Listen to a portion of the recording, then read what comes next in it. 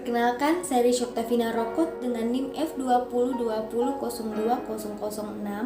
Saya mahasiswa farmasi dari Universitas Mandala Waluya Kendari. Di sini, saya akan menjelaskan tentang penggolongan antibiotik dan struktur aktivitasnya. Yang pertama, definisi antibiotika.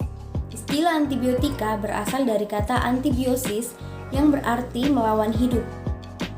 Istilah ini digagas oleh Iet Fleming yang mendefinisikan antibiosis sebagai konsep biologis kelangsungan hidup, di mana suatu organisme menghancurkan organisme lainnya demi bertahan hidup. Pada tahun 1942, Waxman mendefinisikan antibiotika sebagai bahan kimia yang dihasilkan oleh mikroorganisme yang memiliki kemampuan menghambat pertumbuhan atau mematikan mikroorganisme. Berikut berdasarkan mekanisme kerjanya. Yang pertama, antibiotika yang menghambat sintesa dinding sel bakteri. Yang kedua, antibiotika yang bekerja langsung pada membran sel bakteri mempengaruhi permeabilitas membran yang menyebabkan kebocoran sel. Yang ketiga, antibiotika yang menghambat pembentukan DNA atau RNA.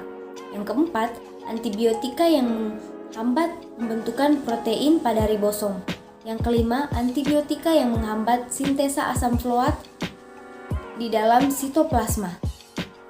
Kemudian, berdasarkan struktur kimianya. Yang pertama, antibiotika beta-laktam.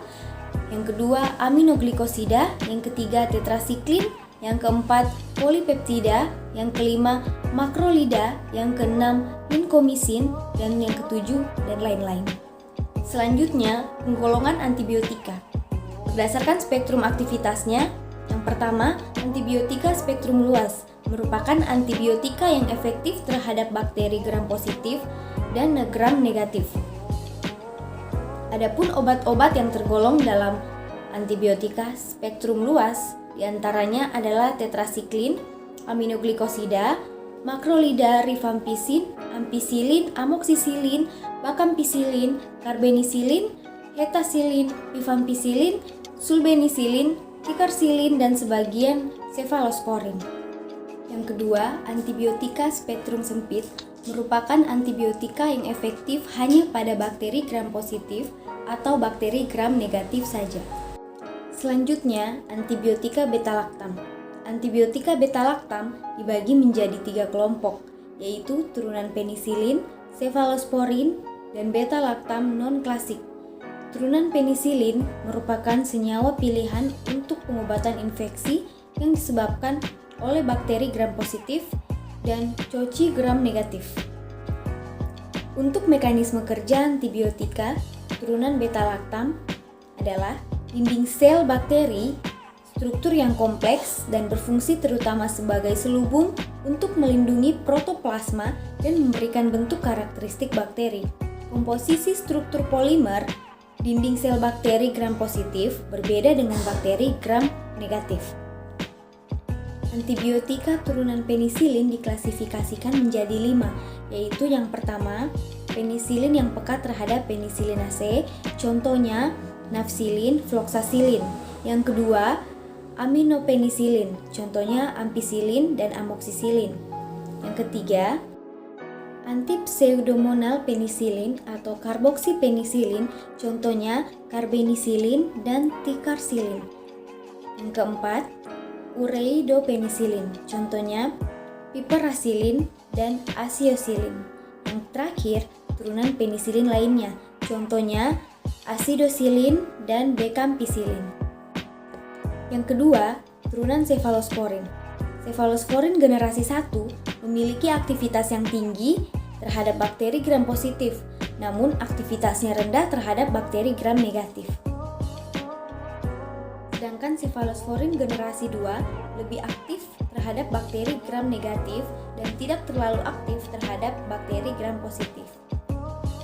Untuk cefalosporin generasi 3 kurang aktif melawan bakteri gram positif dibandingkan generasi pertama, tetapi memiliki spektrum yang luas terhadap bakteri gram negatif.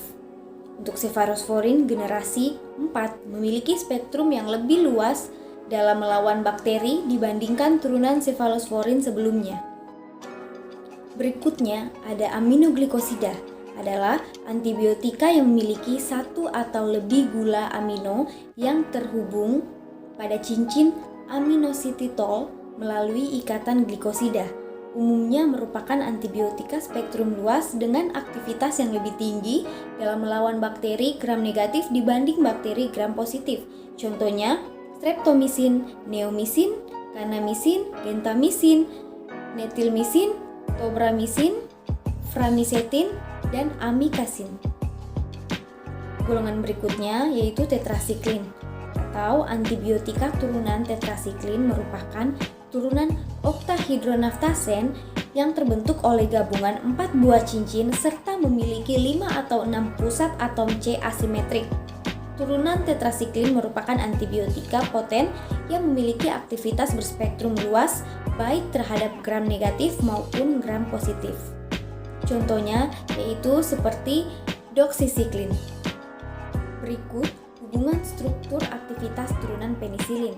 Penisilin alami telah mengalami banyak modifikasi pada molekulnya untuk membuat turunan penisilin baru dengan sifat yang lebih baik. Di antaranya, yang pertama, penisilin yang tahan asam karena adanya gugus penarik elektron seperti gugus fenoksi yang terikat pada rantai samping amino. Gugus tersebut mencegah penata ulangan penisilin menjadi asam penilat yang terjadi dalam suasana asam. Yang kedua, penisilin yang tahan terhadap beta-laktamase karena adanya gugus merah atau bulky pada rantai samping amino, misalnya cincin aromatik yang pada kedudukan orto mengandung gugus halogen atau metoksi. Yang ketiga, penisilin dengan spektrum luas, yaitu karena ada gugus hidrofil seperti NH2 pada rantai samping sehingga penembusan obat melalui pori saluran protein membran terluar bakteri gram negatif menjadi lebih besar. Yang keempat, penisilin yang aktif terhadap bakteri gram negatif dan Pseudomonas disebabkan adanya gugus asdik pada rantai samping seperti COOH, SO3H, dan NHCO. Yang kelima, penisilin yang bekerja sebagai produk atau praobat didapatkan melalui cara-cara berikut. Yaitu yang pertama, dibuat dalam bentuk garamnya. Yang kedua, menutupi gugus amino bebas. Yang ketiga, membentuk ester pada gugus karboksil yang terikat pada atom C3. Contohnya, rifampicillin. Sekian dan terima kasih penjelasan dari saya. Itulah yang bisa saya jelaskan. Lebih dan kurangnya mohon dimaafkan. Sekali lagi saya ucapkan